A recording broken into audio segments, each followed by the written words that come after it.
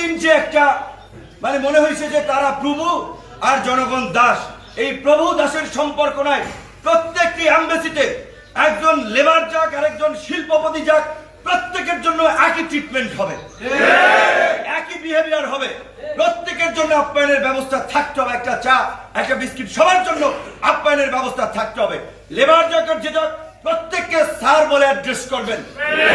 প্রজাতন্ত্রের সেবক তারা স্যার নয়, স্যার ওই জনগণ যাদের ভ্যাট ট্যাক্সে আপনার বেতন হয়।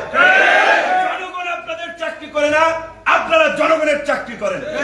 জনগণকে স্যার বলবেন। এখন থেকে কোন সরকারি কর্মকর্তা কর্মচারীকে স্যার বলবেন না, সম্মান করে জনাব সাহেব বলতে পারেন। স্যার কিসের? স্যার আমরা বলি যারা একেবারে আমাদের শিক্ষক ছিলেন, যারা আমাদেরকে পড়িয়েছেন তাদেরকে। সরকারি কর্মকর্তা আমলাদেরকে স্যার এটা বলার দরকার নেই।